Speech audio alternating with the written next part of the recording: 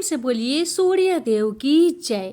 आप सभी भक्तों पर सूर्य देव की कृपा सदा सर्वदा बनी रहे। भक्तों, आज रविवार के दिन आइए श्रवण करते हैं रविवार सूर्य देव की व्रत कथा। रविवार के व्रत को करने और कथा सुनने से ही सूर्य देव की कृपा प्राप्त होती है और भक्तों की सभी मनोकामना सूर्य भगवान अवश्य ही पूरी करते हैं। तो आइए सुनिए कथा। अटपट नगरी का एक गरीब ब्राह्मण लकड़ियों और घास के लिए हर रोज जंगल में जाया करता था। एक दिन उसने वहां वन देवियों को सूरज भगवान की पूजा करते हुए देखा। सूर्य नारायण के आह्वान का उनका अनुष्ठान अनूठा था। ब्राह्मण ने साहस जुटाकर उनसे पूछा कि ये क्या कर रहे हैं आप लोग। तब उन्होंने उत्तर दिया, यह सूर्य नारायण का अनुष्ठान है। ब्राह्मण ने कहा, मुझे भी इसकी विधि बताइए। तब वन देवियों ने कहा, नहीं, यह बहुत शक्तिशाली अनुष्ठान है। यदि हम तुम्हें सिखा देंगे तो संभवतः तुम अहंकारी हो जाओगे और इसे विधि पूर्वक न करोगे। ब्राह्मण ने वचन दिया, नहीं, मैं ऐसा बिल्कुल नहीं करूँगा। मैं विनम्रता पूर्वक संपूर्ण विधि का भली भांति पालन करूंगा। तब वन देवियों ने कहा, उसे अनुष्ठान की विधि समझाई कि रविवार को चंदन सार से सूर्य नारायण का चित्र बनाकर उसे पुष्प और फल अर्पित करे। उसके बाद 6 महीने तक हर रविवार को वह ऐसा ही करे।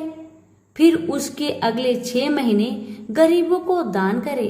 ब्राह्मण घर गया और रविवार से अनुष्ठान प्रारंभ कर दिया। उसके अनुष्ठान से सूरज भगवान बहुत प्रसन्न हुए। धन धान्य से ब्राह्मण का घर भर गया। उसे बहुत प्रसिद्धि प्राप्त हुई। एक दिन रानी ने उसे बुलवाया। राजमहल में जाते समय भय से उसकी टांगे कांप रही थी। रानी ने उसे बैठने को आसन दिया और सहृदयता से कहने लगी, डरने की कोई बात नहीं है। हमने आपको इसलिए बुलाया है कि हम चाहते हैं आप अपनी बेटियां हमें दे दे। ब्राह्मण सिसकते हुए कहा, मेरी बेटियां बहुत तंगी में बड़ी हुई है। राजवंश में उनके साथ चाकरों के समान आप व्यवहार करेंगे। रानी ने उसे आश्वस्त किया कि नहीं, ऐसी बात नहीं है। आप चिंता न करें, उनके साथ राजसी व्यवहार किया जाएगा। एक का राजा से विवाह होगा और दूसरी का मंत्री से होगा। ब्राह्मण ने खुशी खुशी रानी का प्रस्ताव स्वीकार कर लिया। शीघ्र ही विवाह हो गए और ब्राह्मण की बिटिया ससुराल चली गई। पूरे 12 बरस ब्राह्मण उनसे मिलने नहीं आया। वह अपने काम और काज में और अनुष्ठान में व्यस्त रहता था। तथा 12 बरस बाद उसने बेटियों से मिलने की सोची। पहले वह बड़ी बेटी के पास गया। बड़ी बेटी राजा से ब्याही थी। बेटी ने पिता को रत्नजड़ित चौकी पर बिठाया। सुगंधित जल से उनके हाथ पैर धुलवाए और मिठाई परोसी। ब्राह्मण ने कहा, जलपान से पहले तुम मेरी कथा सुनोगी। पर बेटी ने कहा, नहीं बाबा, आज मुझे अवकाश नहीं। महाराज अखेट के लिए प्रस्थान करने वाले हैं। मुझे उनके खाने की व्यवस्था करनी होगी। ब्राह्मण को उसका व्यवहार बहुत अशिष्ट लगा। वह क्रोध होकर वहां से चल पड़ा। ब्राह्मण वहां से छोटी बेटी के पास गया जो कि मंत्री से ब्याही गई थी। बेटी पिता को देखकर बहुत प्रसन्न हुई। बेटी ने उसे नक्काशीदार चौकी पर बिठाया। सुगंधित जल से हाथ पांव धुलवाए और उनके खाने के लिए मिठाई लेकर आई। ब्राह्मण ने कहा, बेटी, जलपान से पहले तुम्हें मेरी कथा सुननी होगी। बेटी ने कहा, हाँ अवश्य बाबा, कथा सुनकर मुझे प्रसन्नता होगी। यह कहकर वह घर के भीतर जाकर 6 मोती लेकर आई। 3 मोती पिता के हाथ पर रखे और 3 अपने हाथ में रखे। यह कथा ब्राह्मण ने आज से पहले किसी को नहीं सुनाई थी। उसने बेटी को बताया कि कैसे वह वन देवियों से मिला और कैसे उन्होंने उसे सूर्य नारायण का अनुष्ठान पूजन विधि बताया। बेटी ने एक एक शब्द को बड़े ध्यान से सुना। फिर ब्राह्मण ने मुदित मन से जलपान ग्रहण किया और घर लौट आया।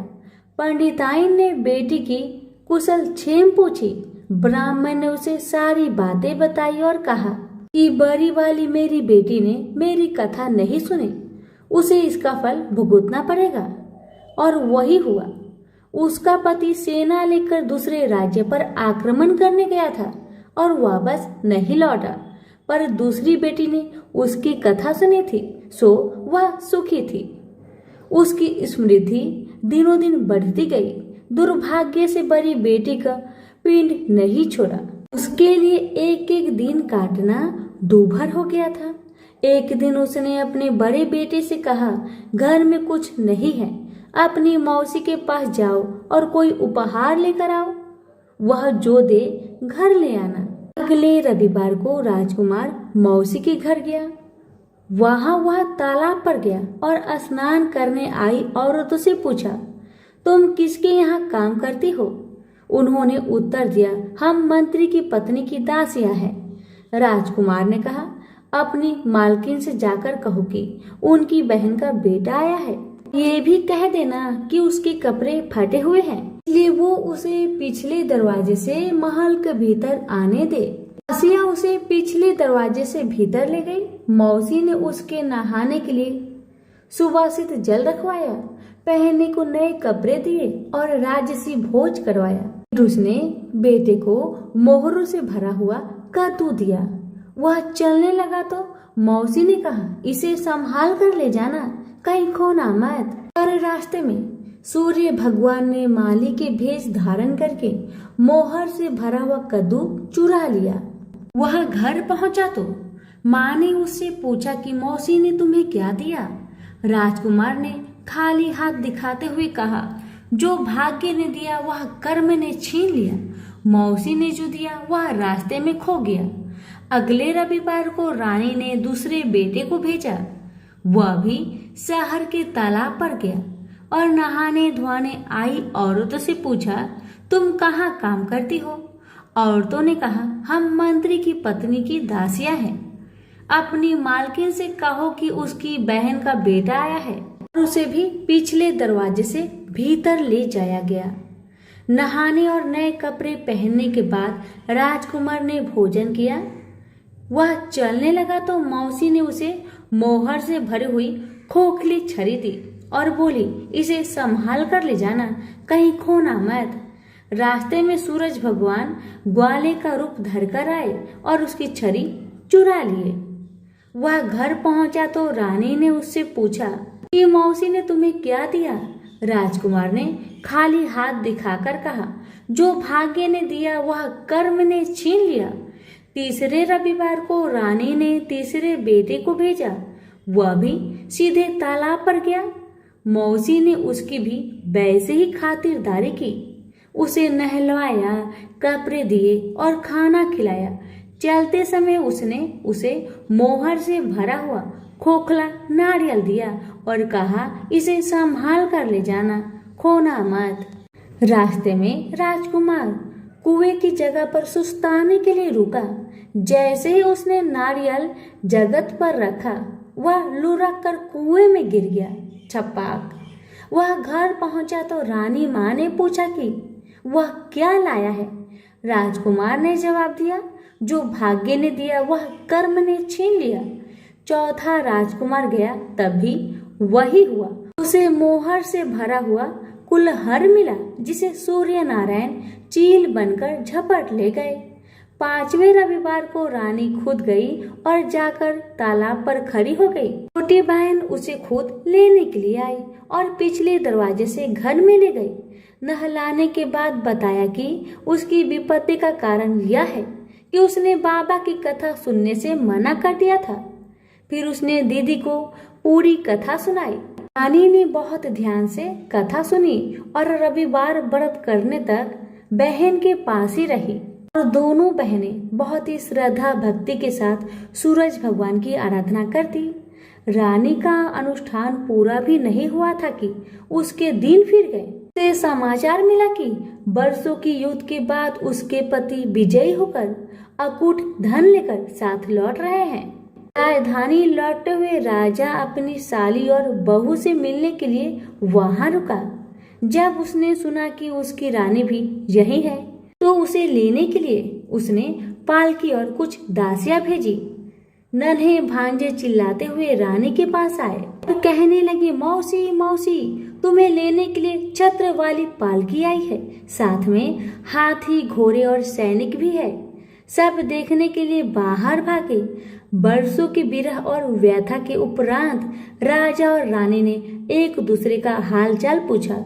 बहनों ने एक दूसरे को मूल्यवान उपहार और रेशमी वस्त्र दिए। अगले दिन राजा और रानी ने अपने राजधानी के लिए प्रस्थान किया। पहले पड़ाव पर जब खाना बन गया तो रानी ने राजा के लिए और अपने लिए थाल परोसे। तभी उसे बहन से सुनी हुई कथा याद आई। उसने नौकरों को आदेश दिया कि वे पास के गांव में जाए और किसी निर्धन को लाए जो भूखा हो। गांव में उन्हें ऐसा कोई नहीं मिला, पर वापस आते समय उन्हें एक भूखा लकड़हारा मिल गया। वे उन्हीं को रानी के पास ले आए। रानी ने 6 मोती निकाले, 3 लकड़हारे को दिए और 3 अपने हाथ में रखे। फिर रानी ने उसे अपने पिता और वन देवियों की कथा सुनाई। लकड़हारे का रोम रोम कान बन गया। कथा सुनते ही उसके गड्ढर की सारी लकड़ियां सोने की हो गई।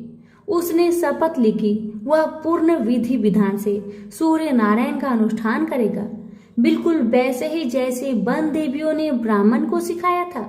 अगले दिन राजा रानी ने दल बल के साथ फिर पड़ाव डाला। खाना बन गया तो रानी ने राजा के लिए और अपने लिए खाना परोसकर सेवकों को किसी निर्धन और भूखे को लाने का आदेश दिया। आज वे एक किसान को लाए जिसकी फसल मुरझा गई थी और कुआं सूख गया था। रानी ने 6 मोती निकाले, 3 किसान को दिए और 3 अपने हाथ में रखे। फिर उसने उसे अपने पिता और वन देवियों की कथा सुनाई। कथा संपूर्ण होने से पहले ही उसकी फसल फिर से हरी भरी हो गई और सूखे कुएं में पानी भर आया। वापस जाते समय उल्सित किसान ने शपथ ली कि वह संपूर्ण विधि विधान के साथ सूर्य नारायण का अनुष्ठान करेगा, जैसा कि वन देवियों ने ब्राह्मण को सिखाया था। तीसरे पड़ाव पर रानी ने एक बुढ़िया को सूरज भगवान की कथा सुनाई।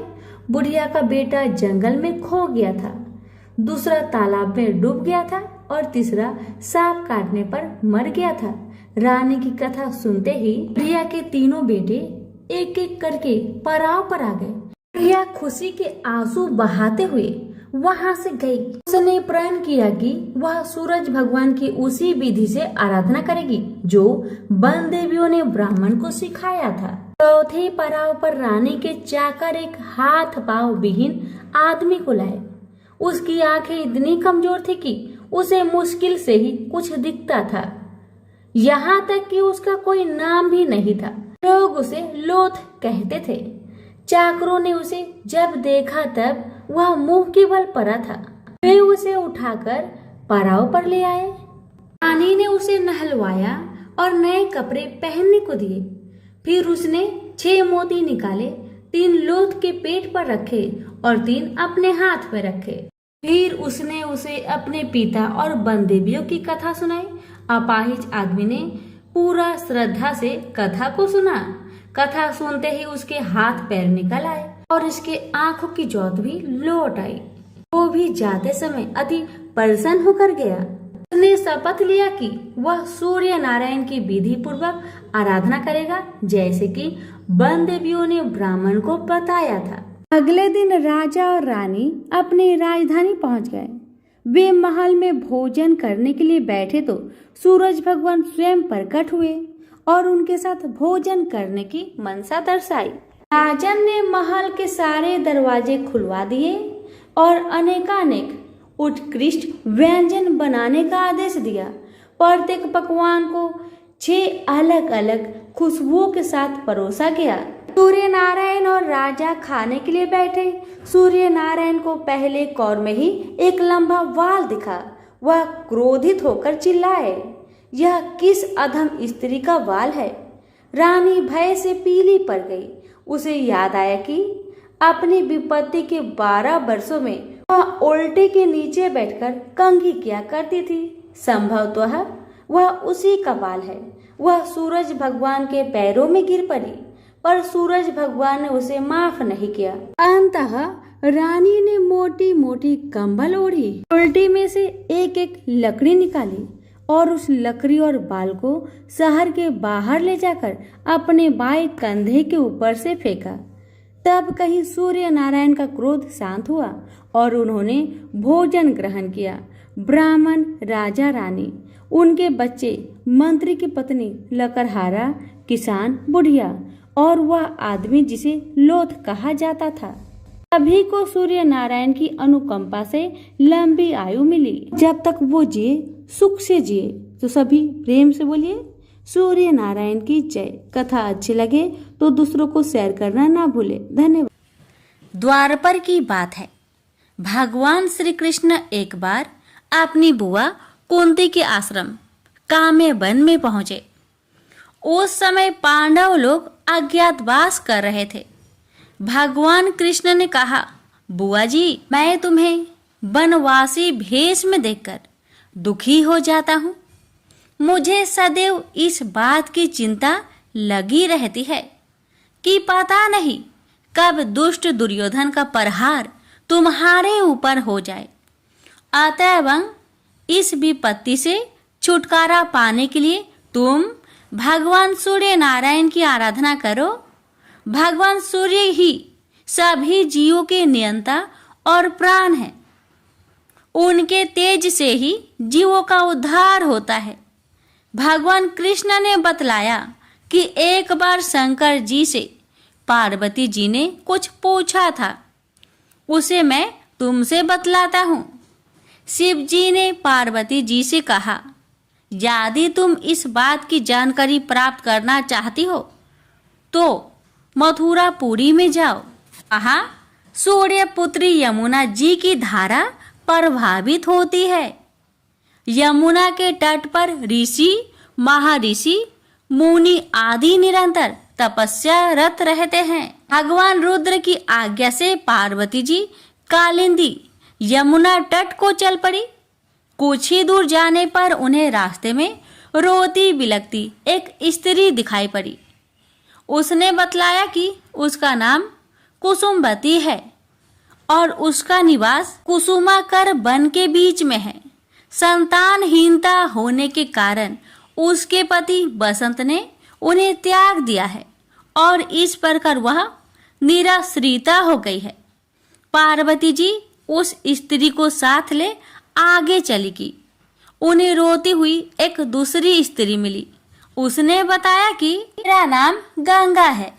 मेरे पति महाराज शांतनु ने पुत्रों के जीवित न रहने के कारण मुझे अपमानित किया, जिससे मैं दुखी होकर घर चली आई हूँ।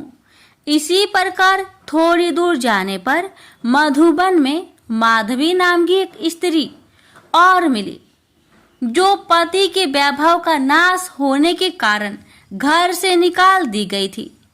इनके अंतरल आगे जाने पर कुमुद वन में कुमुदा नाम की स्त्री से भेंट हुई, जिसके पति को राजा ने बंदी बना लिया था और वह व्याकुल होकर विलाप कर रही थी।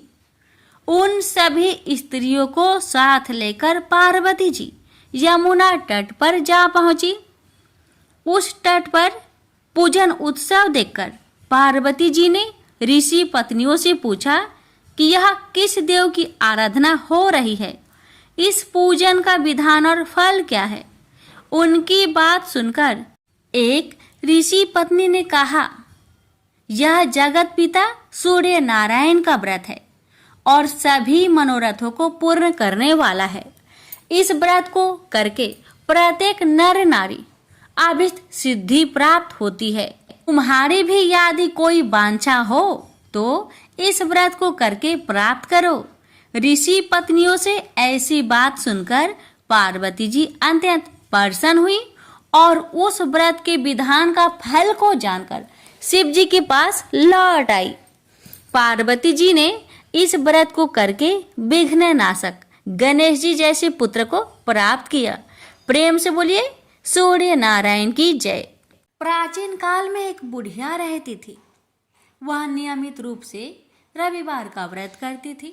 रविवार के दिन सूर्योदय होने से पहले ही उठकर बुढ़िया स्नान आदि से निवृत्त होकर आंगन को गोबर से लीपकर स्वच्छ करती और उसके बाद सूर्य भगवान की पूजा करते हुए रविवार व्रत कथा सुनकर सूर्य भगवान को भोग लगाकर दिन में एक समय भोजन करती थी।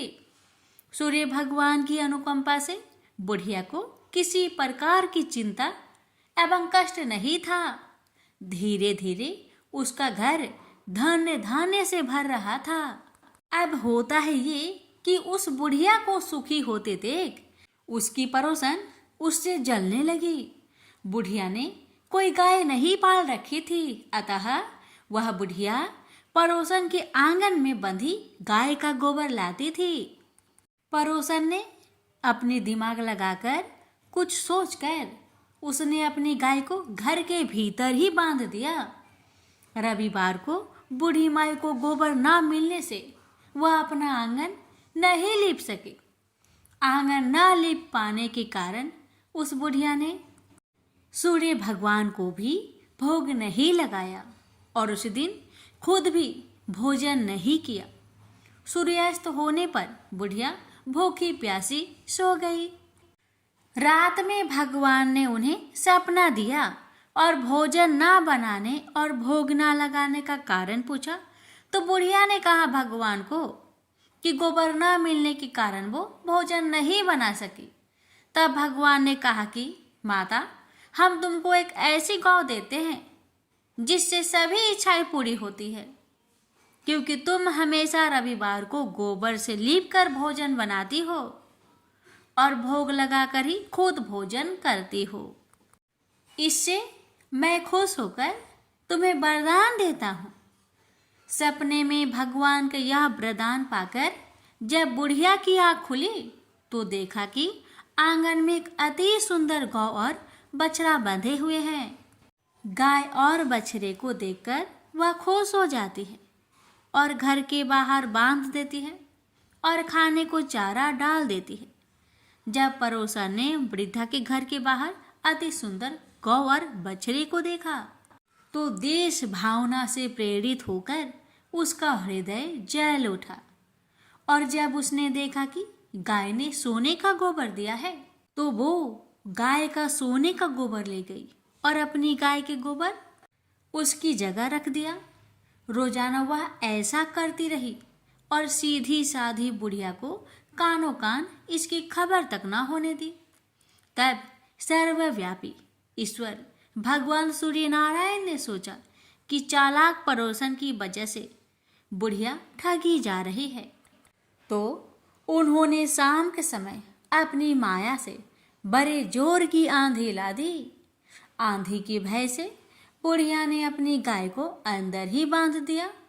सुबह जब गाय ने गोबर दिया तो बुढ़िया आश्चर्यचकित रह गई और फिर वो रोजाना अपनी गौ को घर के अंदर ही बांधने लगी।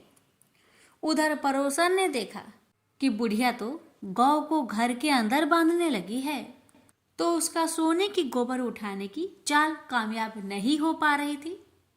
तो कुछ उपाय ना देखकर पड़ोसन ने सीधे राजा की सभा में जाकर सारी बात बता दी।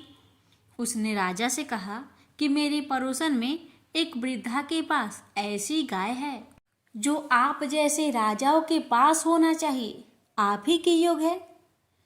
वह गौ रोजाना सोने का गोबर देती है। आप सोने से प्रजा का पालन करिए। वह बुढ़िया उस सोने का क्या करेगी?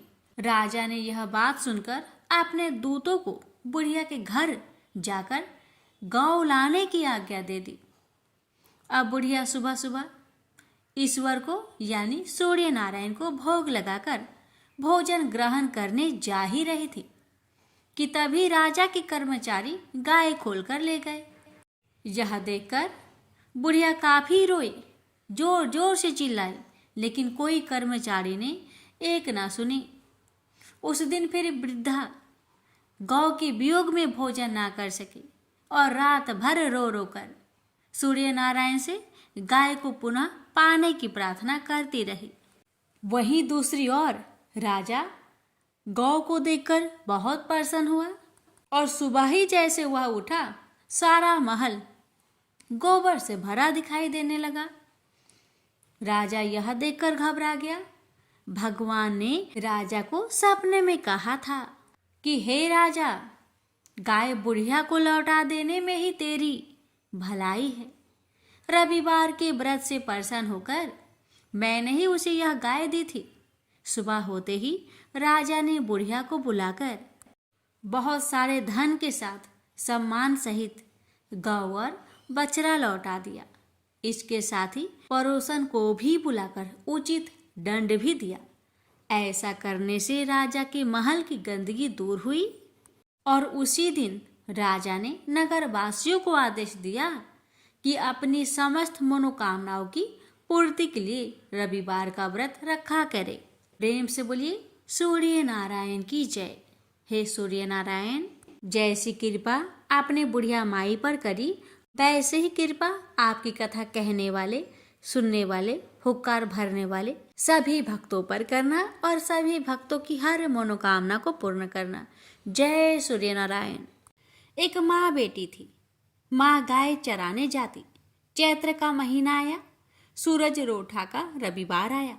माँ ने बेटी से कहा, बेटी आज तेरे व मेरे लिए 2 रोट बना ले, मैं गाय चरा कर आती हूँ, फिर तू और मैं दोनों पूजा करेंगे। बेटी ने माँ के निमित्त एक रोट तैयार किया। इतने में सूरज भगवान जोगी का रूप धारण करके आए और बोले, माई भिक्षा दो। बेटी ने कहा, मेरा रोट अभी पका नहीं है। जोगी ने कहा कि मैं जाता हूँ। बेटी ने सोचा कि जा तक खाली नहीं जाना चाहिए और उसने माँ के रोट में से किनार खांडी करके जोगी को थोड़ा रोट दे दिया। माँ गाय चरा कर आई। बेटी से बोली, मेरा रोट कहाँ है? खंडित रोट देकर माँ बावली हो गई। वो घी रोठो दे, रोठा माइली कौरो दे कहती नगरी में घूमने लगी। बेटी डर के मारे पीपल के झाड़ पर बैठ गई। 3-4 दिन निकले। बेटी भूखी प्यासी बैठी रही। सूरज भगवान को उस पर दया आई। सूरज भगवान ने उसके लिए पानी का लोटा व चूरमा भेज दिया। एक दिन एक राजा का कुंवर शिकार करके आया और उसी पीपल की ठंडी छाया में बैठा और बोला, कितना अच्छा होता कि पीने को थोड़ा पानी मिल जाता। ऐसा सुनते ही लड़की ने थोड़ा पानी डाला। राजा के कुंवर ने कहा, मुझे बहुत भूख लगी है, कोई खाने को दे तो अच्छा होगा। लड़की ने ऊपर से चूरमा डाला।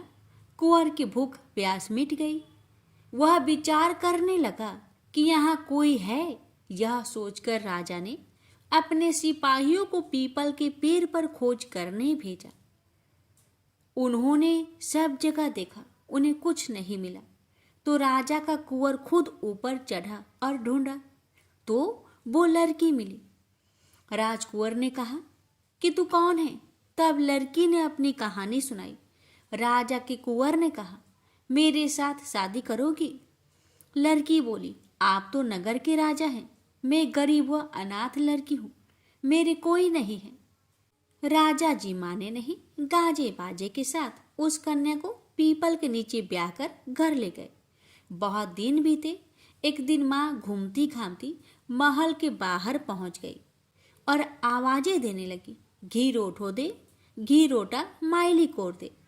बेटी छत पर खड़ी देख रही थी।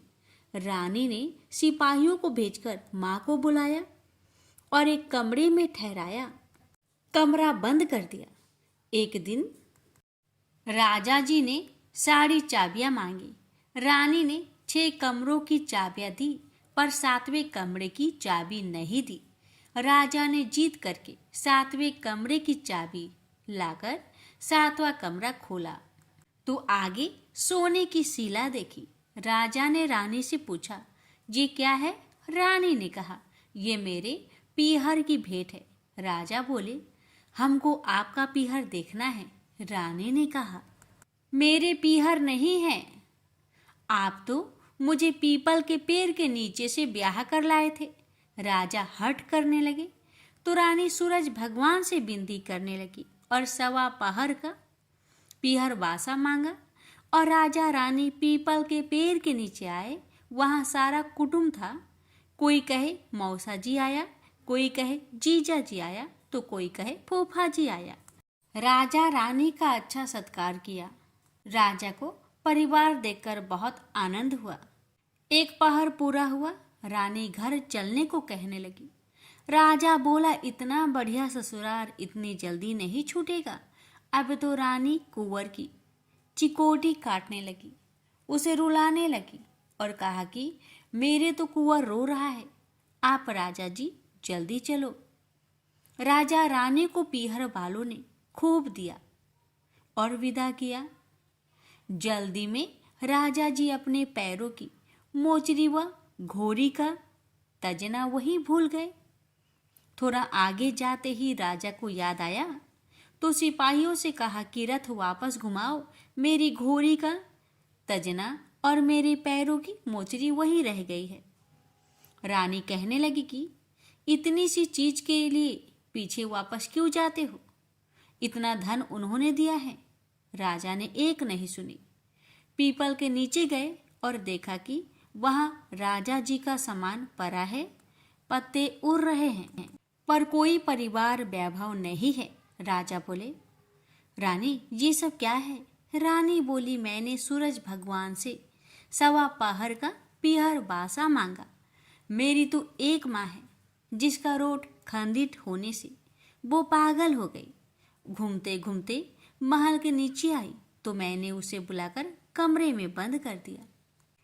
उसकी सोने की सीला हो गई। इतना सुनते ही राजा ने नगर में ढिंढोरा पिटवाया कि चैत्र के किसी भी रविवार को पीहर बासे के लिए सूरज जी का व्रत करना चाहिए।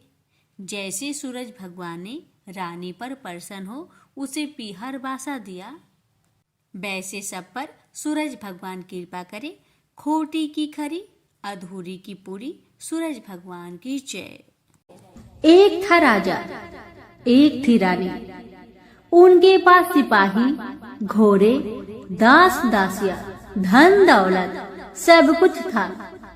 सिर्फ उन्हें संतान नहीं थी। इसी कारण राजा रानी बहुत ही दुखी रहते थे। संतान प्राप्ति के लिए उन्होंने हर तरह का दान धर्म, धार्मिक अनुष्ठान, जप मंत्र, व्रत, पूजा पाठ किए, लेकिन कोई फायदा नहीं हुआ। अब राजा रानी दोनों ही बुढ़ापे की ओर बढ़ते गए। बुढ़ापे की ओर जैसे ही बढ़ते गए वैसे ही दोनों गहन सोच में पड़ गए। ये सोचकर कि उनकी कोई संतान नहीं है तो फिर इतने बड़े राज्य का क्या होगा? कौन बनेगा इस राज्य का वारिस? कौन लेगा प्रजा की जिम्मेदारी? राजा रानी दिन रात इसी चिंता में रहने लगे। उन्हें तो अब खाना पीना भी अच्छी नहीं लगती। एक सुबह की बात है कि राजा के दरबार में एक साधु जी आए तो दासी रानी को इतला करती है। तब वह दासी से कहती है, यह मेरा अंतिम दान धर्म है, इसके बाद में अपने हाथों से कोई दान धर्म नहीं करूंगी। रानी चावल भरा छाछ हाथ में लेकर बाहर आती है और साधु की झोली में भिक्षा डालने के लिए आगे बढ़ती है तो उसके चेहरे पर छाई हुई चिंता साधु की दृष्टि में आती है। वह पूछते हैं, क्या बात है रानी साहिबा, क्या हुआ है? आप इतनी चिंतित और उदास क्यों है? तब रानी ने साधु महाराज को अपनी सारी व्यथा सुनाई और सिसकने लगती है। उस पर वह साधु कुछ पल गंभीर हो जाते हैं और कहते हैं, चिंता मत करना रानी साहिबा, आपकी संतान होगी, आपकी इच्छा पूरी हो जाएगी, चिंता ना करें, आपकी कोख से एक पुत्र जन्म लेगा, मात्र वह 14 साल तक ही आप लोगों को मिलेगा। उसके आगे वह इस मृत्यु लोक में नहीं रह पाएगा। इससे बढ़कर आपको कुछ देना मेरे लिए संभव नहीं है। अपनी बात पूरी करते उसने अपनी झोली में हाथ डाला, थोड़ी सी भभूत निकालकर रानी को दे दी और कहा, आप और महाराज दोनों इसे बांटकर ग्रहण करना, आपको जल्दी ही पुत्र प्राप्ति होगी। इतना कहकर साधु अपनी राह में चले गए। उनके जाने के बाद रानी सोचने लगी, 14 साल तो 14 साल ही सही, उतने समय के लिए हमें पुत्र तो मिलेगा, यही काफी है। उतने साल तक मैं उसे जी जान से बड़ा करूंगी, उसे ढेर सारा लाड़ दुलार करूंगी, अपनी संतान की हर मुरादे को पूरी करूंगी। उस रात अपना सारा राजकाज खत्म करके राजा जब रानी के महल में गए तो रानी ने क्या किया कि राजा को सारी बात बताई जो साधु जी ने उन्हें बताया था। रानी ने साधु की दी भभूत राजा को दिखाकर बोली, साधु महाराज ने यह भभूत हम दोनों को ग्रहण करने को कहा है। राजा बोले, इतना दान धर्म किया, जब तब किया, कोई फल नहीं मिला, अब इस भभूत से हमें संतान प्राप्ति होगी, ऐसा है क्या? उस पर रानी बोली, जब इतना सब कुछ किया तो अब यह भी सही करके देख लेते हैं। अब बेमतलब की उस साधु के क्रोध को क्यों हम बुलावा दे। राजा को अब किसी पर विश्वास नहीं था, लेकिन पत्नी को दुख न पहुँचे इसलिए वह राजी हो गए। राजा राजी हो गया तो फिर क्या होता है कि राजा रानी दोनों नहाते धोआते हैं, फिर अपने अपने भगवान का स्मरण करते हैं, अपने पुरखों को स्मरण करते हैं और उस साधु महाराज का नाम स्मरण करके वह भभूत बांटकर दोनों खाते हैं। उसके बाद दोनों निश्चिंत होकर सो जाते हैं।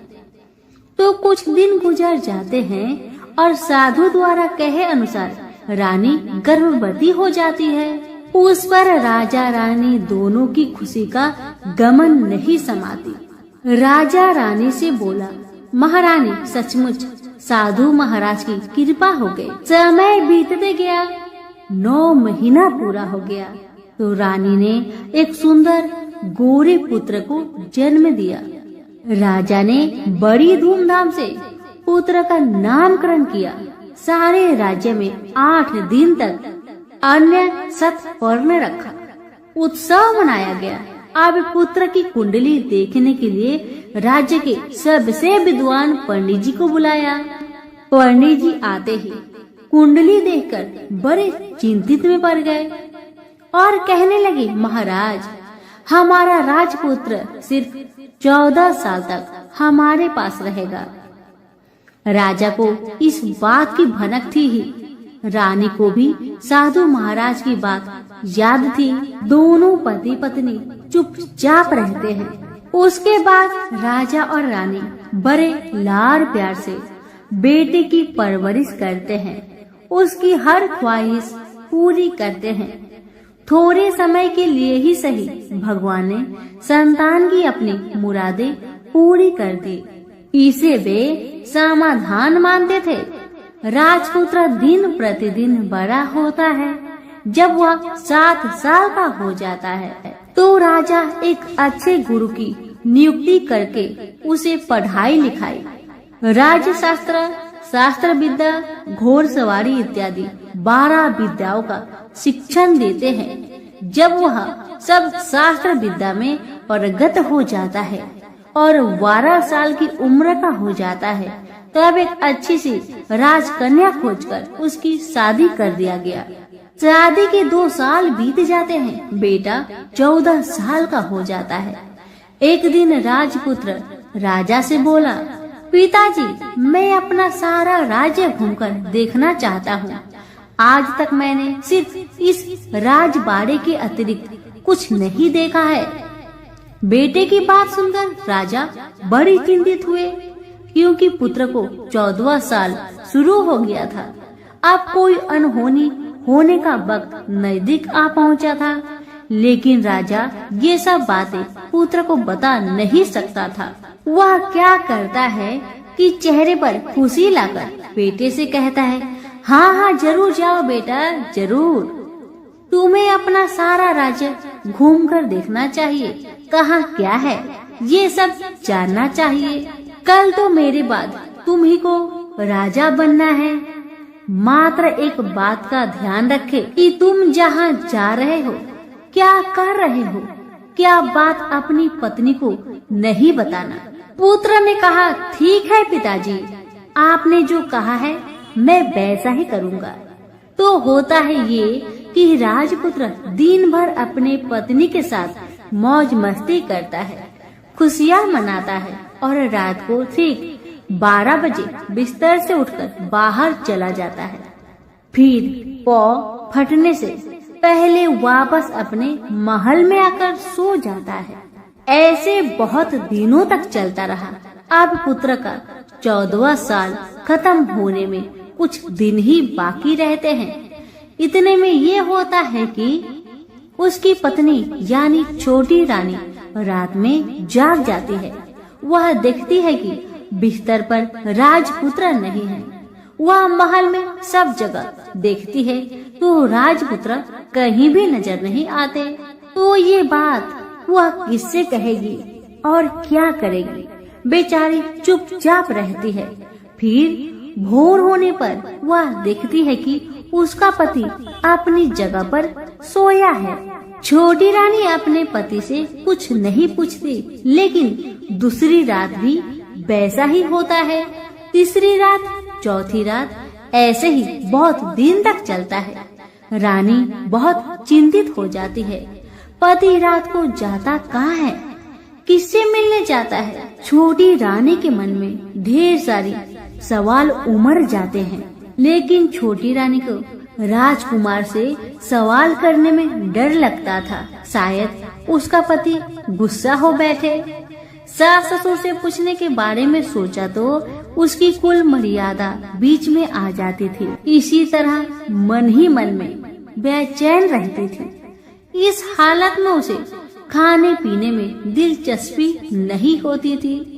वह दुबली पतली हो जाती है। उसी राज्य में एक फूल बेचने वाली एक बूढ़ी मालिन रहा करती थी। वह हमेशा छोटी रानी को फूल देने उसके महल में आती थी। उस बुढ़िया का ध्यान छोटी रानी पर जाता है। वह उससे पूछती है, बेटी तुम्हें किस बात का दुख है? तुम इस तरह सूख कर कांटा क्यों बनी जा रही हो? उस पर रानी कहने लगी, क्या बताऊं बूढ़ी अम्मा, तुम्हारा राजपुत्र हर रात बिस्तर पर से उठकर कहीं और चला जाता है और सुबह भोर होते ही वापस आकर सो जाता है। वह कहाँ जाता है? प्रेमिका से मिलने जाता है क्या? यह सोचकर मैं अन्न जल ग्रहण नहीं कर पाती और सूख सूख कर इस तरह कांटा बन गई हूँ। बुढ़िया सब बात सुनकर उसे एक उपाय बताती है और कहती है, बेटी तुम ऐसा ही करना, आज रात तुम सोना मत, उसके पीछे जाकर देखना कि वह कहाँ जाता है, क्या करता है, उसकी अच्छी तरह से पहरेदारी करना। इस पर छोटी रानी ने कहा, मुझे नींद आ गई तो मैं क्या करूँगी? तब बूढ़ी अम्मा ने कहा, तुम्हें नींद न आए इसलिए एक काम करना, अपने बाएं हाथ की उंगली में एक जख्म करना, उस पर थोड़ी सी मिर्च छिड़कना, उससे तुम्हें बड़ी जलन होगी और उस पीड़ा से तुम्हें रात भर नींद नहीं आएगी। रानी बुढ़िया के कहे अनुसार करती है। उंगली की जलन से उसे बड़ी देर तक नींद नहीं आती, लेकिन बाद में वह सो जाती है। दूसरे दिन सुबह बुढ़िया फूल लेकर उसके महल में पहुंचती है और पूछती है, क्या हुआ बेटी, देख पाई क्या तुम्हारा पति कहाँ जाता है? रानी कहने लगी, नहीं अम्मा, पहले कुछ समय जलन के कारण मुझे नींद नहीं आई, पर कुछ देर पश्चात मैं सो गई थी। बुढ़िया कहने लगी, कोई बात नहीं, आज तुम उंगली पर पहले से थोड़ा ज्यादा जख्म करना और ज्यादा मिर्च लगाना। बूढ़ी अम्मा के कहे अनुसार छोटी रानी ने वैसा ही किया, परंतु वह सिर्फ पति के बिस्तर से उठकर बाहर निकलते वक्त जाग पाई थी। वह उसके पीछे नहीं जा सकी क्योंकि उसकी आंखें उस समय तक मुद गई थी। दूसरे दिन सुबह बूढ़ी अम्मा आई तो उसने पूछने से पहले ही छोटी रानी ने बूढ़ी अम्मा को रोक कर कहा, अम्मा, मैं आज भी उनकी पहरेदारी ठीक तरह नहीं कर पाई। बुढ़िया कहती है, रोना नहीं बेटी, सब कुछ ठीक हो जाएगा। तुम आज रात जख्म और बड़ा करना और उस पर ज्यादा से ज्यादा मिर्च छिड़कना। और एक काम करना बेटी, वह जब जाने के लिए निकलता है तो उसका रास्ता रोकना। बुढ़िया ने जैसा बताया रानी ने वैसा ही किया। आज रात उसे नींद नहीं आती। अब जैसे ही रात के 12 बजे राजकुमार बिस्तर से उठकर जब महल से निकलने लगे तो बुढ़िया के कहे अनुसार रानी ने वैसा ही किया। दौड़कर जाकर अपने पति का रास्ता रोककर कहने लगी कि कहाँ जा रहे हो, किससे मिलने जा रहे हो, मुझे बताओ। राजपुत्र उसे समझाने की बहुत कोशिश करता है। देखो, अगर मैंने तुम्हें वह बताया तो मैं तुम्हें दोबारा नहीं मिल पाऊंगा। पत्नी कहने लगी, कोई बात नहीं, न मिल पाओ, लेकिन आप रात के समय कहाँ जाते हो ये मुझे पहले बताओ। अब राजपुत्र निरुपाय हो जाता है। पत्नी की जिद के आगे उसकी एक नहीं चल पाती। ठीक उसी समय उसका 14वां साल खत्म होकर 15वां साल लगने वाला था। जो होता है वह हो जाने दो, वह सोचता है। कुछ चावल मंत्रों से सिद्ध करके पत्नी को देकर कहता है, इन चावलों के दानों को दोनों हाथों की मुट्ठी में पकड़ना। पहले दाएं हाथ में पकड़े चावल मेरे ऊपर फेंकना, मैं कौन हूँ तुम्हें पता चल जाएगा। बाद में बाएं हाथ में पकड़े चावल मेरे ऊपर फेंकना, मैं जैसा था तुम्हें मिल जाऊंगा। लेकिन यदि तुम बाएं हाथ के चावल मेरे ऊपर फेंकना भूल गई तो मैं तुम्हें कभी नहीं मिल पाऊंगा। राजकुमारी ने कहा, मैं नहीं भूलूंगी। रानी बड़े आत्मविश्वास के साथ कहकर दाएं हाथ में पकड़े चावल पति के ऊपर फेंक दिया तो राजपुत्र एकदम एक विशाल घोड़ा बन जाता है। एकदम उद्यमा सफेद गर्दन पर लंबी आयल, देखते देखते वह तेजी से दौड़ने लगता है।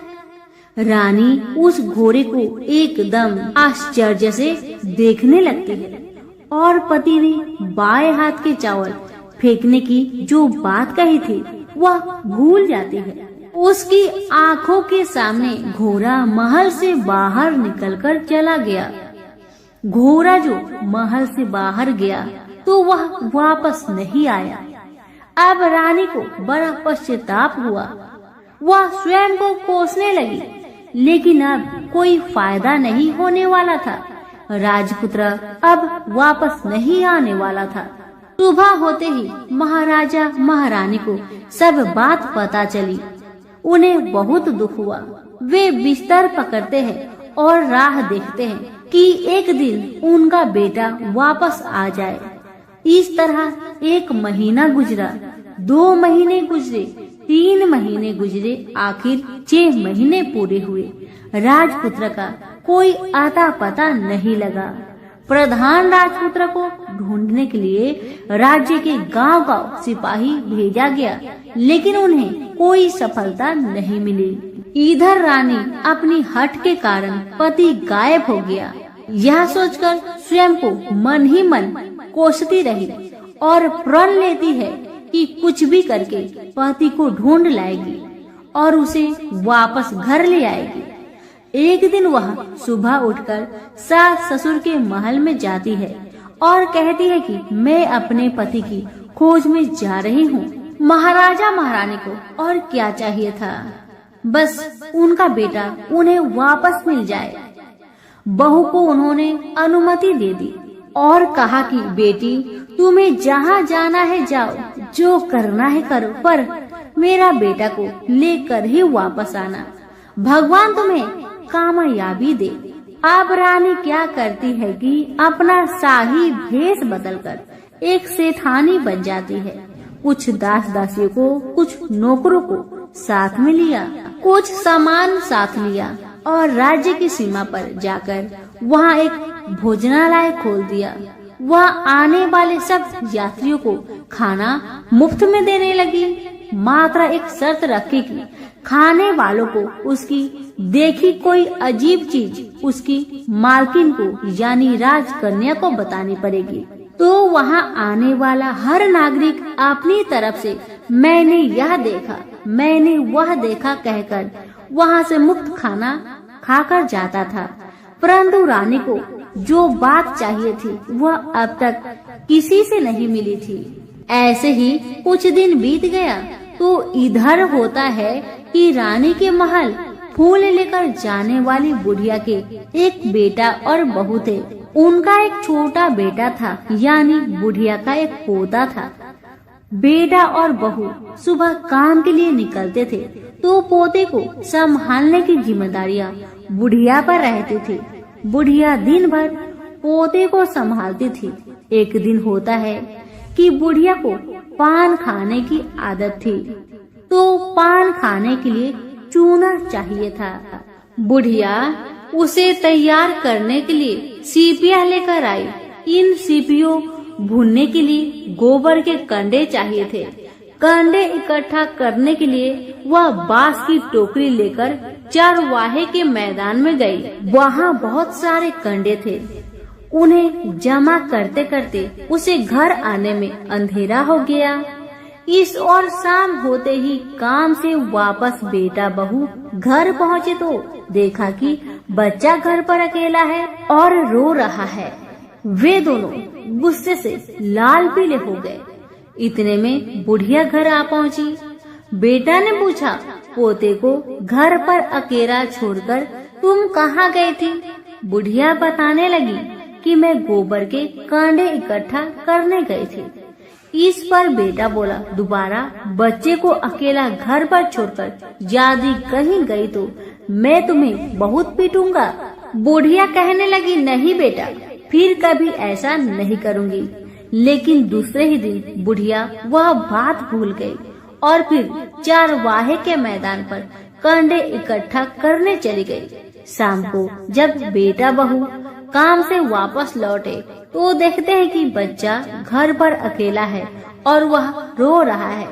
अब उसके बेटे की सहन शक्ति खत्म होने लगी और बुढ़िया के वापस आने पर उसे घर से निकाल दिया।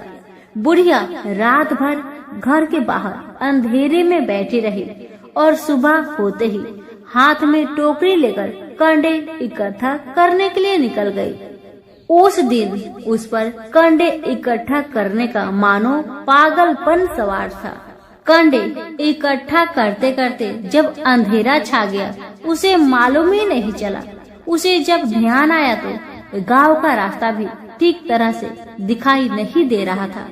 वह अंधेरे में आंखें फाड़कर देखती है, किसी तरह आगे निकल पड़ी तो क्या होता है कि एक कपिला गाय छन छन की आवाज करते, गले की घंटी बजाते ठुमुक ठुमुक कर उस मैदान पर आ गई। उसे देखकर बुढ़िया सोचने लगी कि इस गाय के पीछे पीछे जाऊंगी तो गांव तक पहुंच जाऊंगी। तब बुढ़िया उसके पीछे पीछे जाने लगी। वह गाय क्या करती है कि उस मैदान से लेकर एक एक करके 6 मैदान पार करती है। आखिर में वह 7वें मैदान पर पहुंचती है तो वहाँ क्या होता है कि उस मैदान पर एक बड़ा सा पत्थर है। गाय जाकर उस पत्थर को अपना सींग मारती है। सींग मारा तो वह पत्थर टूट गया और हट गया और पाताल में नीचे जाने की सीढ़ियां दिखाई देने लगी। तब वह गाय उन सीढ़ियों से नीचे जाने लगी। बुढ़िया वह सब देखती रही और झट जाकर गाय की पूंछ को पकड़ लिया। पूंछ पकड़कर वह गाय के साथ नीचे पाताल पहुंच गई। पाताल में पहुंचते ही तुरंत गाय की पूंछ छोड़ दी और इधर उधर देखने लगी। वहीं से बुढ़िया ने देखा कि पाताल में सब जगह जगमगाहट है, दिया दीप जलते हैं और तेज रोशनी गाय के ऊपर पड़ रही है और वहाँ अद्भुत घटनाएं घटने लगी। गाय के नीचे जाते ही उसके गले में अपने आप सांकल पड़ गई और छमछम करके कोई दूधाड़ी में गाय का दूध दोहने लगी। लेकिन जो भी कोई वह कर रहा है वह मात्र दिखाई नहीं दे रहा। बुढ़िया बहुत घबरा गई, कहाँ आकर फंस गई। वह सोचने लगी कि और यहाँ वहाँ छिपने के लिए जगह ढूंढने लगी, लेकिन उसे कहीं भी जगह नहीं मिली। हर जगह उजाला ही उजाला था। तो वह जो एक कोने में खड़ी रह गई और जो कुछ सामने हो रहा था उसे चुपचाप देख रही थी। कुछ पल के बाद वहाँ झट से एक उम्दा सफेद घोड़ा आया। वहाँ 2 कुंड थे, उसमें से एक कुंड में उस घोड़े ने छलांग लगाई और ऊपर आ गया। अब उसे राजपुत्र का रूप प्राप्त हो गया। राजपुत्र बनने के बाद उसने दूसरे कुंड के पानी में स्नान किया। वहाँ रखे नए कपड़े पहने। नजदीक ही एक सुंदर पलंग था, उस पर आकर बैठ गया। उसके सामने अपने आप 5 पकवानी की थाली आ गई, दूध की एक प्याली आ गई, 5 सुपारी आ गए। उसके सामने एक दिया जलता रहा। राजपुत्र ने खाना खाया, दूध पिया, 5 सुपारी खाया और बिस्तर पर लेट जाने से पहले सूर्य देव का स्मरण करके सामने जलते हुए दिए से पूछा, दिए दिए दीप कर मेरे माता पिता क्या कर रहे हैं? दिया बताने लगा, बेटे के शोक में डूबे हैं। राज्य कौन संभाल रहा है? राज्य प्रधान संभालता है। मेरी पत्नी क्या करती है? दिया बोला, उसने चौराहे पर भोजनालय शुरू किया है और आते जाते लोगों से वह नई खबर के बारे में पूछती है। दिए के यह कहते ही राजपुत्र कहने लगा, ठीक है। उसके बाद वह सो गया। बुढ़िया कोने में खड़ी रहकर यह सब देखती रही। ऐसी अद्भुत घटना उसने जिंदगी में पहली बार देखी थी। उसे अंदर ही अंदर चुलबुलाहट होने लगी। वह अपनी भूख प्यास भूल गई और आगे क्या होता है कि उसे उत्सुकता से देखने लगती है। लेकिन उसके बाद और कुछ घटनाएं नहीं घटती। रात गुजर गई और सुबह हो गई। सुबह होने पर पलंग पर सोया राजपुत्र उठा और फिर से पहले वाले कुंड में छलांग लगाई तो वह फिर से घोड़ा बनकर कुंड से बाहर आ गया। बाहर आते ही वह तेजी से उस पाताल नगरी से बाहर निकल गया। लेकिन वह कहाँ गया, बुढ़िया को कुछ पता नहीं चला। उसके बाद पिछली रात की तरह कोई उस गाय का छमछम करके दूध दोहने लगा। जैसे ही दूध दुहाना खत्म हुआ, उसके गले की साकल अपने आप खुल गई और वह गाय तेजी से ऊपर जाने लगी, सीढ़ियां की ओर भागने लगी। गाय को दौड़ते देखकर बुढ़िया सोचने लगी, अब गाय के साथ यहाँ से ऊपर जाना ही समझदारी है, नहीं तो कोई मुसीबत आकर मेरे ऊपर टपक जाएगी। झट से उसने गाय की पूंछ पकड़ ली और गाय के साथ ऊपर आ गई। गाय जब ऊपर मैदान में पहुंची तो उस सुरंग का रास्ता अपने आप बंद हो गया और उसके मुंह पर एक बड़ा सा पत्थर पूर्ववत खड़ा हो गया। ऊपर आकर वह गाय जंगल की ओर निकल गई तो इधर बुढ़िया एकदम बावली सी हो गई। उसने पाताल नगरी में जो कुछ देखा वह जल्दी से जल्दी किसी को बताने के लिए उतावली हो उठी। उसे एकदम याद आया है कि नगर की सीमा पर कोई औरत भोजनालय चलाती है और नई बात बताने वालों को अच्छा खाना पीना मुफ्त में देती है। वह सोचने लगी कि क्यों न मैं यह बात उस औरत को जाकर बताऊं। यदि उसे यह बात पसंद आ गई तो बाकी जीवन खाने पीने की झंझट से मुक्ति मिलेगी। बुढ़िया ने मन में तय किया और तुरंत उस भोजनालय के द्वार पर टंगे नगाड़े के सामने खड़ी हो गई और जोर जोर से नगाड़ा बजाना शुरू किया। नगाड़े का इस तरह शोर सुनकर मालकिन यानी छोटी रानी मन से प्रसन्न हो जाती है कि शायद कोई बड़ी बात लेकर यहाँ आया है। रानी सिपाहियों को आदेश देती है, जाइए और जो कोई आया है उसकी अच्छी खातिरदारी कीजिए। आदेश पाते ही सिपाही नीचे दौड़ गए तो एक बुढ़िया नगाड़ा बजा रही है। उन्होंने पूछा, क्यों रे बुढ़िया, क्या हुआ, क्यों नगाड़ा बजा रही हो? बुढ़िया बोली, कुछ नहीं बेटा, यहाँ खाना मिलता है ना, इसलिए आई हूँ। बुढ़िया ने सिपाहियों से बोला, खाना मिलेगा? सिपाही बोले, हाँ मिलेगा, लेकिन तुझे कोई नई बात बतानी पड़ेगी। बुढ़िया बोली, हाँ बताऊंगी, एक बात मालूम है मुझे। इस पर सिपाही उसे अंदर लेकर आए। उनको मालकिन का आदेश था कि जो कोई बूढ़ा बुजुर्ग वहाँ आए उनके साथ अच्छी तरह पेश आना, उनका अच्छा आदर आतिथ्य करना। तो सिपाही ने इस बुढ़िया का भरपूर आदर आतिथ्य किया। उसे बड़ी सी थाली भरकर व्यंजन परोसते हैं। बुढ़िया कुछ दिनों से भूखी थी, वह खाने पर टूट पड़ी। खाना खाने के बाद सिपाही ने उसे नई साड़ी पहनने को दी। उसके बाद उसे लेकर रानी के पास आए। बुढ़िया और रानी ने तुरंत एक दूसरे को पहचान लिया। बुढ़िया बोली, बेटा तुम हो?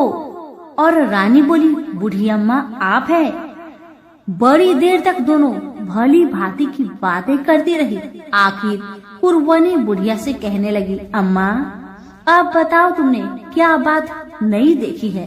बुढ़िया बोली, मैंने कोई नई बात देखी नहीं है, वह तो मेरे पास तुम्हें देने के लिए खाने के लिए पैसे नहीं थे, इसलिए मैंने झूठ कहा और नगाड़ा बजाया। रानी ने कहा, अम्मा घबराना नहीं, मैं किसी को तुम्हारा नाम नहीं बताऊंगी।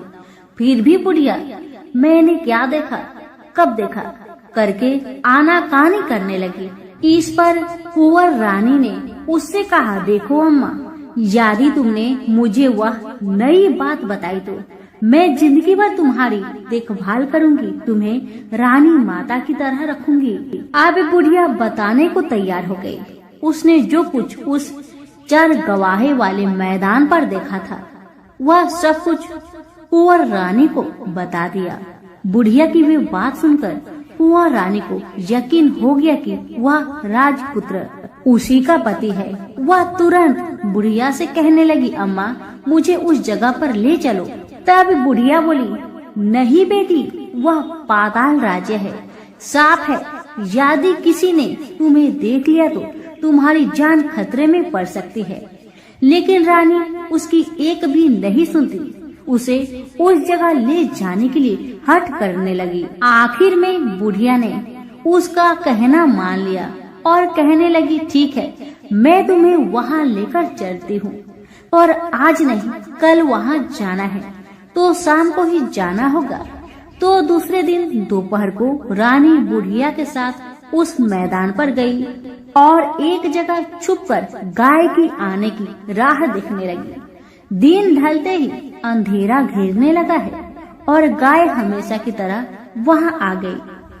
मैदान के उस कोने में जाकर उसने पत्थर पर सींग मारा तो झट से पत्थर हटकर वहाँ सुरंग में जाने का रास्ता खुल गया।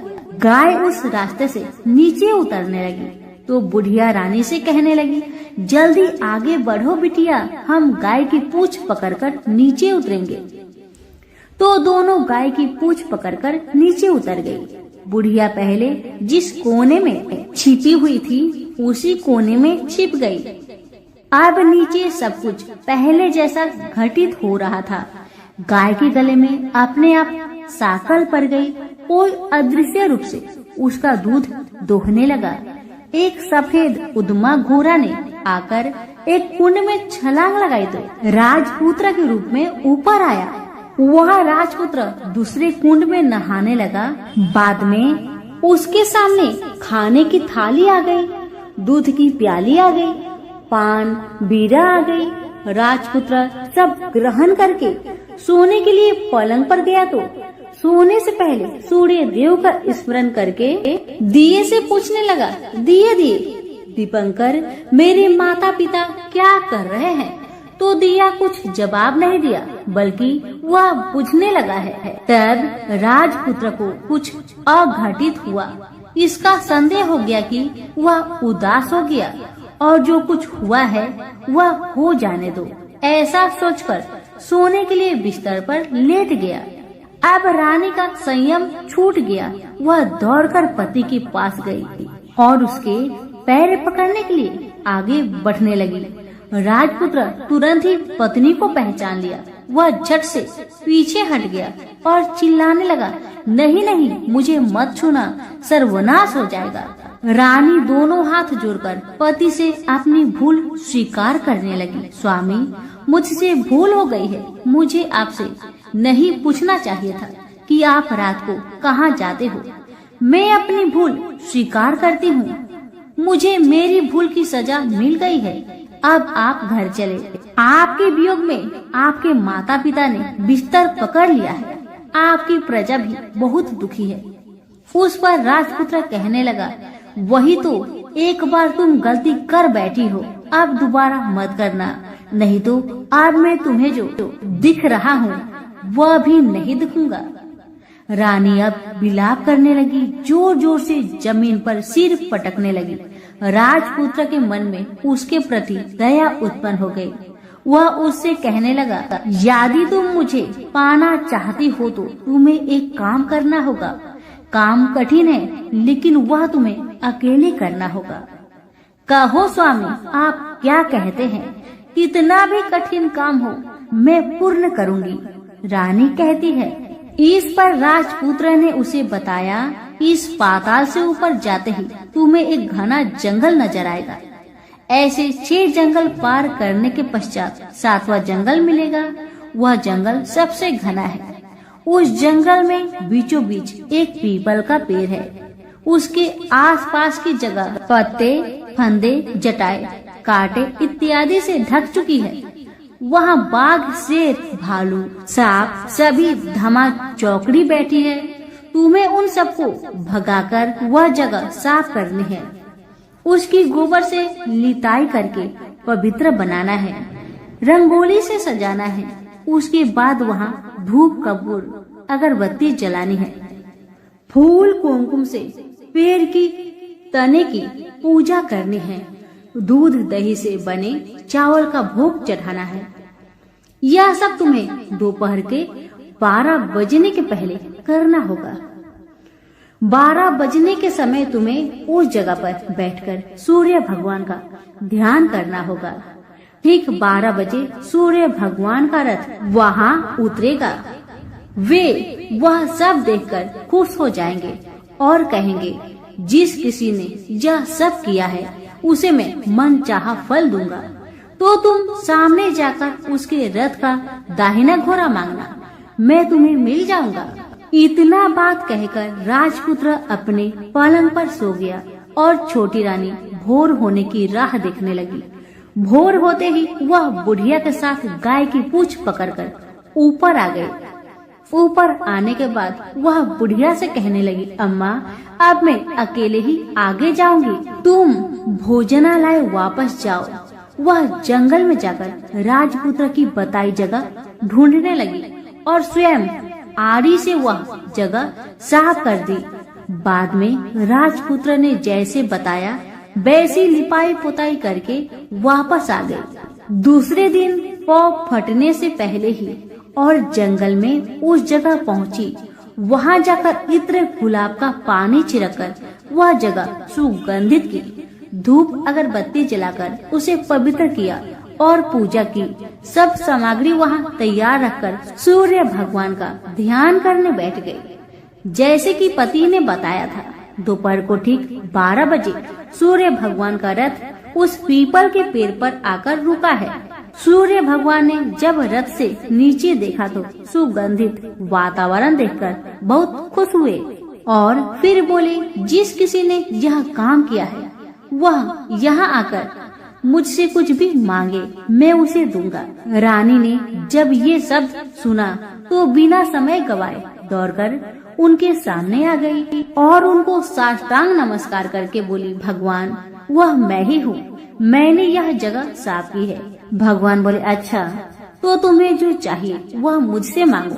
तो छोटी रानी बोली, भगवान मुझे आपके रथ का दाहिना घोड़ा चाहिए। सूर्य भगवान बोले, नहीं नहीं, मैं तुम्हें और कुछ भी दे सकता हूँ, लेकिन यह घोड़ा नहीं दे सकता। मेरे रथ के 12 घोड़े हैं, तुम चाहो तो कोई और घोड़ा ले लो, लेकिन दाहिना घोड़ा नहीं, वह मैं तुम्हें नहीं दे सकता। छोटी रानी ने एक नहीं सुनी, वह सूर्य देव से एक ही बात कह रही थी, वही दाहिना घोड़ा दे दीजिए, नहीं तो मैं आपके पैरों में गिरकर अपनी जान दे दूंगी। अब सूर्यदेव धर्म संकट में पड़ गए। उन्होंने वचन दे दिया था, अब अपने वचन से पलट भी नहीं सकते थे। भगवान ने कहा, ठीक है, दे दिया तुम्हें घोड़ा। सूर्यदेव ने कहा, फिर एक बात और भी कही, देखो मैंने तुम्हें घोड़ा तो दिया है, लेकिन वह तुम्हें यहाँ नहीं मिलेगा, तुम्हें उसे पाताल में जाकर लाना होगा। रानी बोली, पाताल में ही क्या भगवान, मैं उन्हें पाने के लिए कहीं भी जा सकती हूँ। रानी को वचन देकर सूर्यदेव अपने मार्ग से चले गए और इधर रानी जंगल से अपने भोजनालय में आ गई। फिर वह बुढ़िया को लेकर उस मैदान पर आ गई। जल्दी ही शाम हो गई। शाम होते ही वहाँ वह गाय आ गई और उसने सींग मारकर सुरंग का पत्थर हटाया तथा नीचे उतरने लगी। रानी और बुढ़िया जल्दी जल्दी उसकी पूंछ पकड़कर नीचे उतर गए। नीचे पाताल में सब घटनाएं पहले की तरह ही घटने लगी। घोड़े का एक कुंड में नहाकर राजपुत्र बन जाना, नहा धोकर पलंग पर जाकर बैठना, तो उसे खाने की थाली, दूध की प्याली आना, पान पीरा आना। लेकिन आज एक बात नई घटी। आज 2-2 थाली, 2-2 दूध की प्याली, 2-2 पान पीरे उसके सामने आए। वह कुछ नहीं बोला। अपने हिस्से की थाली खाकर, दूध पीकर और पान पीरा चबाकर वह सोने चला गया और हमेशा की तरह दिए से पूछने लगा, दिए दिए दीपंकर, मेरे माता पिता कैसे हैं? दिया बताने लगा, वे दोनों तुम्हारे शोक में मरने की स्थिति में पहुंच गए हैं। राजकुमार ने कहा, ऐसा? झट से उसकी आंखों से आंसू टपकने लगे। फिर वह पूछने लगा, दिए दिए दीपंकर, मेरा राज्य कौन चला रहा है? दिया बोला, तुम्हारा राज्य प्रधान चला रहा है और वह सब कुछ हड़प चुका है। वह प्रजा पर बहुत अत्याचार कर रहा है। सुनकर राजपुत्र को बहुत गुस्सा आया। वह गुस्से से अपनी मुट्ठी भींचने लगा। अब वह पूछने लगा, दिए दिए दीपंकर, मेरी पत्नी क्या कर रही है? अब दिया कुछ नहीं बोला, चुपचाप रहा। अब रानी का संयम जवाब दे गया। वह दौड़कर पति के गले लग गई। अब मैं तुम्हें मिल गया, राजपुत्र कहने लगा। सच कहते हो, अब आप फिर से घोड़ा तो नहीं बनोगे ना? पत्नी ने कहा। पति ने कहा, नहीं, दोबारा घोड़ा नहीं बनूंगा मैं। तुमने जो इतने सारे कष्ट उठाए हैं मुझे पाने के लिए, इसलिए सूर्य देव ने मुझे सदा के लिए घोड़े के जन्म से मुक्त कर दिया है। राजपुत्र ने बड़े प्यार से कहा और उसे गले लगाया। उसके आंसू पोंछे। कुछ देर पश्चात भोर हो गई तो गाय की श्रृंखला टूटकर वह ऊपर फूलों पर जाने लगी। रानी, राजपुत्र और बुढ़िया उसकी पूंछ पकड़कर ऊपर आ गए। ऊपर आने पर वे सीधे भोजनालय में पहुँचे। वहाँ का सब सामान लोगों में बांट दिया और उसको ताला लगाकर अपने राज्य में लौट गए। राजपुत्र वापस आता और उसके तेवर देखकर प्रधान घबरा गया। राजपुत्र ने उसे बंदी बनाकर कैद खाने में डाल दिया। और राज्य की बागडोर अपने हाथ में ले ली। उसके बाद वह अपने माता पिता को मिलने उनके महल में गया। तब राजपुत्र क्या देखता है कि उसके माता पिता उसके शोक में सिर्फ पंजर बने हुए हैं। पुत्र को वापस आया देखकर मरणासन राजा रानी की आंखों से टप टप आंसू बहने लगे।